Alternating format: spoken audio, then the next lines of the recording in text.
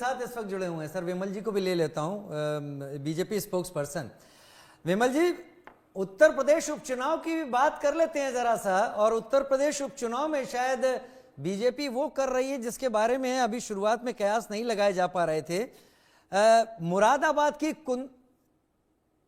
मेरे साथ शायद अभी है नहीं वो इस वक्त, मैं रुक करूंगा हिमांशु भट्ट जी आपसे ही बात कर लेता हूं। कुंदर की विधानसभा सीट है, 7वें राउंड की मैं बात कर लूं तो बीजेपी इस पर रामवीर सिंह ठाकुर 91,000 वोटों से आगे हैं। ये मुस्लिम बाहुल्य सीट है और यहां पर बीजेपी के जो यहां पर उम्मीदवार हैं उन्होंने जिस तरीके का यहां पर मुसलमानों के सामने जाकर अपील की थी, उप मुख्यमंत्री ब्रजेश पाठक पहुंचे थे और उन्होंने जो यहां पर बयान सामने रखे थे और कहा था कि जो मुस्लिम है उन्हें कांग्रेस ने तेज पत्ते की तरह बना दिया है बिरयानी के, कि खाने के पहले तेज पत्ते को फेंक दिया जाता है।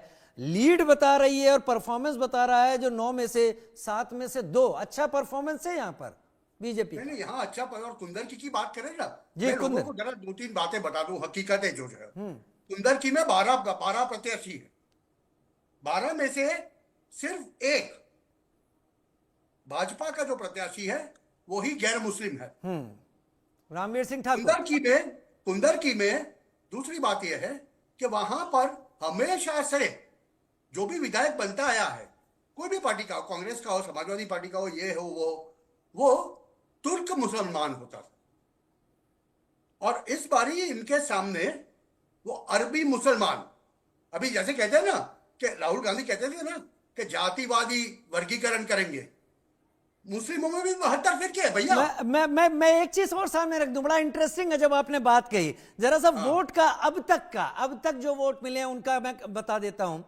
रामवीर सिंह ठाकुर बीजेपी 1,02,528 वोट अब तक मिले हैं। सपा के हाजी मोहम्मद रिजवान को 11,519 मिले हैं और एआईएमआईएम के हाफिज मोहम्मद वारिस को 3,785, वहां जहां मुस्लिम बहुमत में है।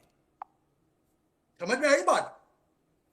डिपॉजिट तो जब्त होगी सबकी, एक के अलावा, मगर वो जो 2-2, 5-5, 7-7 हजार जो वोट जो मिले हैं ना दूसरे लोगों को, दूसरी पार्टियों को, ये क्या दर्शाते हैं? ये फिरके नहीं दर्शाते तो और क्या दर्शाता है? तो जब जाति गणना होती, जातिवादी जनगणना होगी ना, तो वो 72 फिरकों की जनगणना भी होनी चाहिए। पत्रकार के नाते मैं ये बहुत स्पष्ट रूप से कहता हूं, अगर जनगणना करनी है आपको तो सबकी करो, खाली ऐसा ही क्यों कि बहुल प्रजा की जनगणना करेंगे हम। और यही बात आपको महाराष्ट्र के अंदर काफी सीटें हैं ऐसी जहां पर आप देखोगे कि जब फाइनल परिणाम आएंगे, जब विश्लेषण करेंगे लोग, तो पता चलेगा कि बीजेपी उम्मीदवार जीत गया। उसकी वजह क्या थी? उसकी वजह यह थी कि सामने वाले उम्मीदवार के सामने उसी की जात वाले 4 लोग खड़े थे। और यही ध्रुवीकरण की बात आती है। जैसे एक तरफी ध्रुवीकरण की बात आप करते हो तो रिवर्स ध्रुवीकरण भी होता है, एक्शन का रिएक्शन होता है।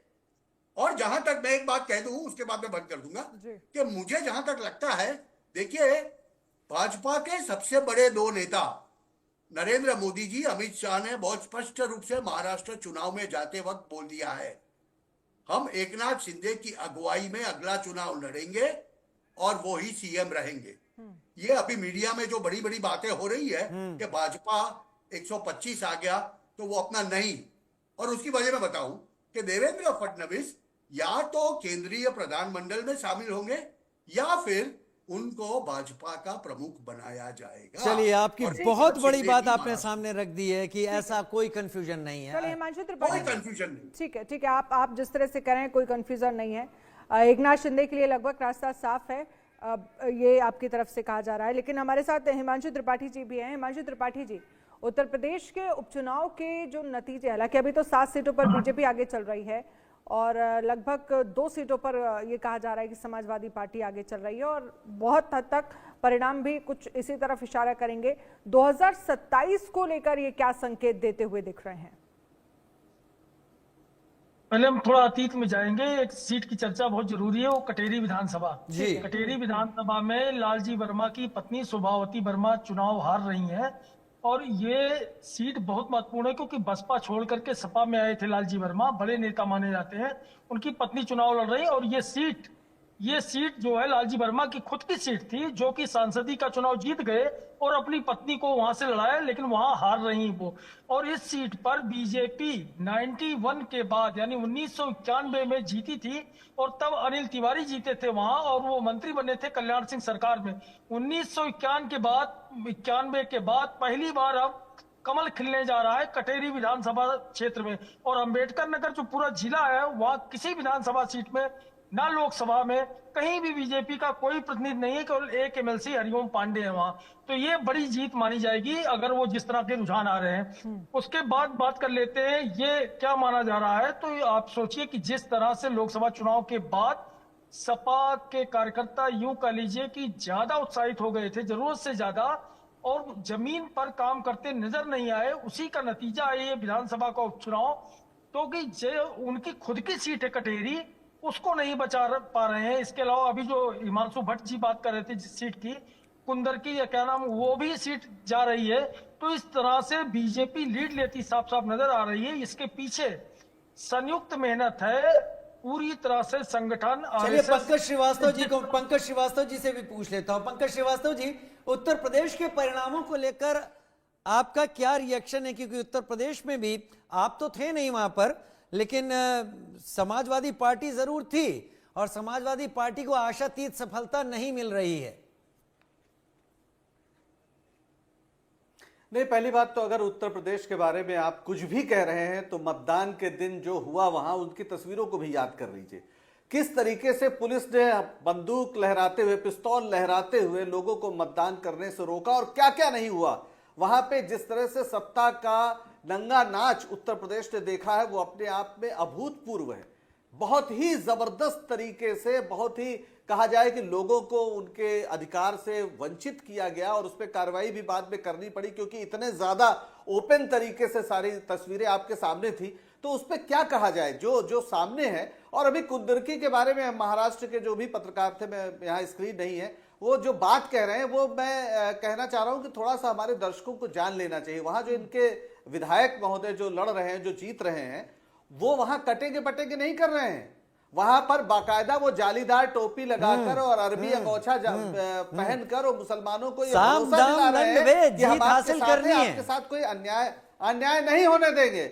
लेकिन पंकज जी मुझे समझाइए, आप तो प्रवक्ता हैं, आप मुझे समझाइए ऐसा हुआ कैसे? बाकी जगह बीजेपी का नैरेटिव अलग जाता है, एक सीट पर जहां बहुमत में मुस्लिम है वहां पर अलग कैसे चला गया?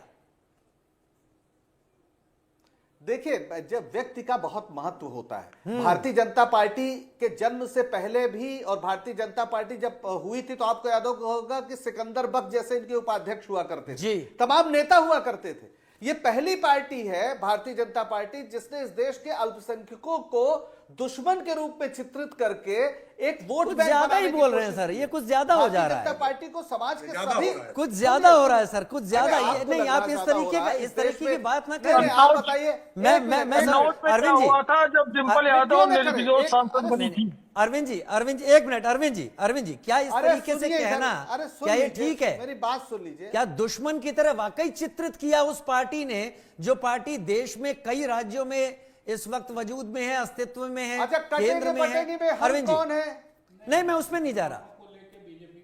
एक भी मंत्री नहीं है मुस्लिम समुदाय का, एक भी टिकट नहीं दिया जाता है। आप क्या बात कर रहे हैं भाई?